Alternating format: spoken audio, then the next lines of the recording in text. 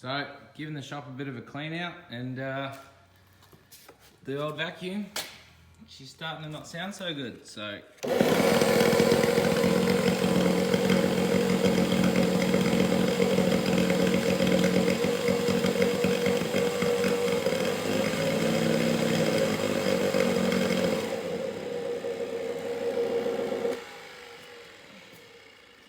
She's definitely cooked. All the smoke let straight out of her. I'm gonna find myself a new one.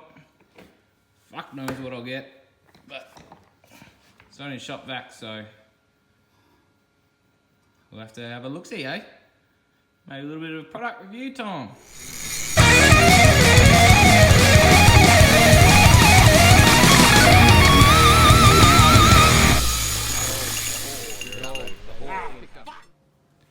So I've zoomed down to Bunnings, grabbed myself a quick snag, and chose this Ryobi. These swivel castles on the front were one of the biggest selling points for me to get this vacuum. Mainly because all the others had swivels, but there were tiny pieces, they were 20 mil in diameter maximum, which every crevice, every rock, every anything, uneven surface, the vacuum's going to get caught on. They're not the most high quality casters, but they actually are of decent size. These back wheels, they seem to have a remolding rubber skid. I'll have to look this up, but I am a little bit skeptical of how this is going to take to, say, degreaser, CRC, anything like that, brake clean, whatever I've got in the shed. If I'm rolling this through a puddle of it, I'm a little bit worried that's going to start degenerating. It comes with a 4-year warranty. So, as with anything Ryobi, if I do make the decision to go ahead and cheap out for a home tool, I also make sure I fill out the warranty card, and I've got a little calendar that tells me literally to the date. If it promises me to give me 4 years, I've got a notification that will go off within the 4 years time before it's ended, and I'll give it its go through. Because now I'm starting to collect a little bit of this Ryobi gear, because when it comes to shop vac for home, it's not often that I've got a big job on, like grinding the concrete floors. Normally, it's pretty much just gonna be a big wheeled dust buster. So, to be sitting there and fucking around with it all the time, do I really need a big 60 litre vacuum? Yes. Do I need it often? No. So, that's when you buy a Ryobi. And I went to Bunnings, local hardware store, and I was having a look around. They've got a Zito, and they've got Karcher, and they've got Ryobi. And they've got the battery operated versions, which are just no good for me. I've got power, I'm gonna use power. They have the Karchers, which was just to me overpriced junk, mostly made out of plastic. All the accessories are made out of plastic. And I really think they're paying for, they're putting a premium on it because they can charge a premium on it for no other reason. I'd be interested in seeing some suck test comparisons between the Karcher and the Ryobi and whatnot. If I can find some of them, I'll put links to them, but if not, I think this has got the market for this size vacuum, and it's cheap. If you go up, you're gonna start paying industrial prices, and unless you're in the industry that needs a vacuum, why would you pay those prices? The first thing I noticed when I unpacked it was the sheer diameter of this hose. It's huge, and I did not expect it to be this big. I thought it was going to be like the house vacuum, like the Dyson. Nah, it's a big industrial size, which is a little bit misleading because you're still only going to be sucking dust through it. The motor's not going to be anything powerful.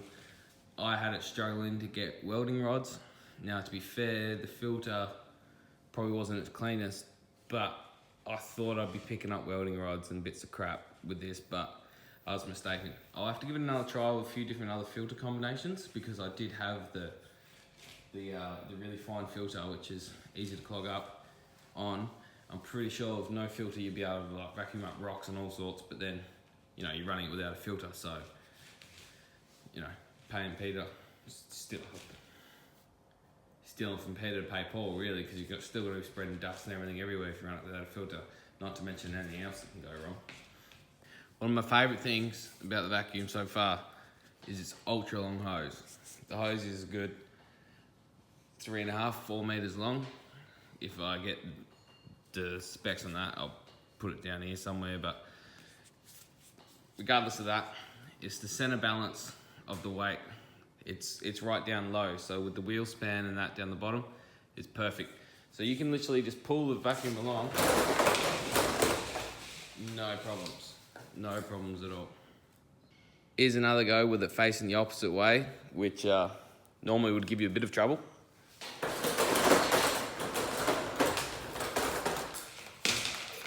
And you're not going to be rough with it like that in your general use, but knowing that the balance is so worked out perfectly, it's good. I'm used to shop backs, the smaller ones, not this big obviously, just with these small little caster wheels, and you pull them, they're falling over, you're losing your dust everywhere. I'm impressed.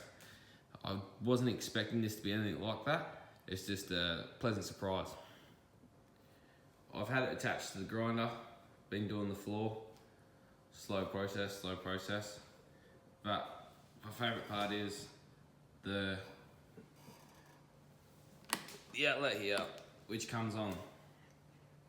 When you turn the grinder switch on, the vacuum comes on.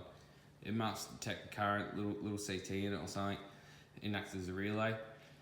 Pulling that in, and it works real good. It's got a little runtime after you turn the switch of the grinder off, which is cool. That way you clear out the remaining dust in the pipe and tube and stuff. So far, pretty good. I can't really compare this to any other system because I've never really used another system like this.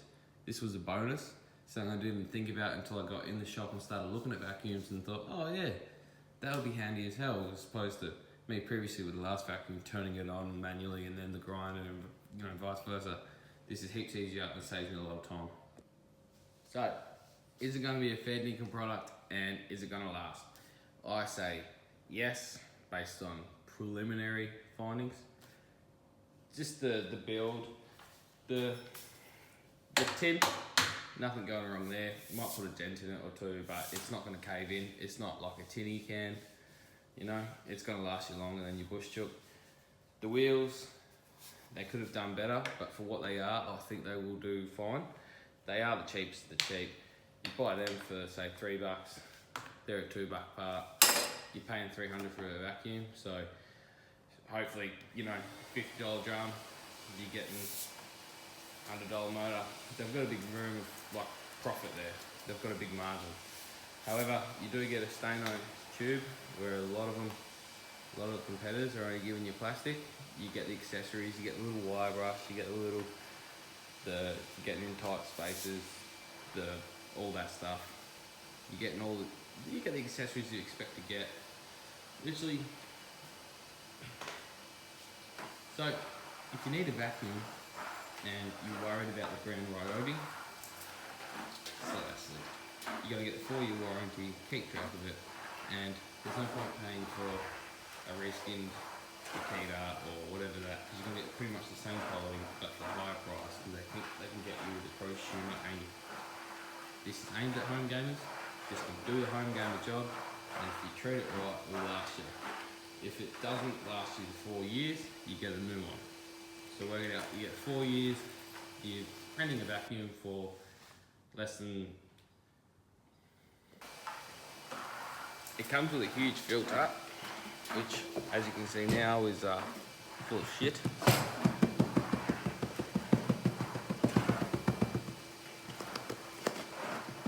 The work that I'm doing, grinding concrete, is a very dusty job, but it lasts quite a while. And as you can see, the 60 litre drum, it can hold a lot. So, I have to give this clean out before I keep going, but so far, I've been putting this through its paces and it's coming up real spot on. I'm very, very impressed. Not that I'm a vacuum connoisseur or some shit like that, but I'm impressed. It comes with onboard storage for all the peripherals and that. It gives you all the accessories. To be honest, I haven't used any of that yet, and I'm not quite sure if I will haven't, to be honest, I haven't really played with this part of it yet because I've just sort of kept all the vacuum stuff in a pile, but I can see if I'm not using the vacuum for a while that I'd like to have it all stored together. That would be pretty handy. I don't know about this bag, it looks pretty flimsy, but while it's working I'll use it, and once it inevitably dies or whatnot, I'll make the necessary adjustments then. It's got the port down the bottom, so when you want to, if I fill this up full of water, say the shed floods, I vacuum it all up, I want to empty it out, I can literally unscrew the port and I'm on my way. Drainage. So I don't have to try and lift up 60 litres to pour it out or whatnot, and I can drain it from this bottom port. So pretty much, when I rock up down Bunnings, it's got a couple options. You've got 12 litre batteries, you've got 20 litre little piss pots, you know, fit 3 stubbies in it. And then you go up to 30 litres. The 30 litres are right in the middle of the price range, but they're built like a 20 litre, which is crap. And then you jump up to this. When I saw this, I had to get this. At work, we use the Vacuum-Nasty jobbies. They're industrial grade or whatever. At least I've seen them used on industrial sites a lot, therefore they're industrial grade. I mean, I know you can get Hilti and whatnot, you know, proper, higher priced old ones, but they're nowhere near this price range.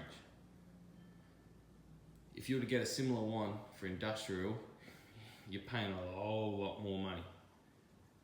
So you've just got to say to yourself, what am I doing here?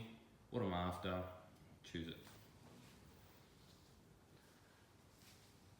Pretty much, the way I look at it is they're guaranteeing you 4 years out of this thing, 4 years with the warranty. So that works out to be about 70 bucks, just over 70 bucks a year for you to rent this off them if it blows up. If it doesn't blow up, then your costs are going down. If you get 5 years, it goes lower. 6 years, it goes lower.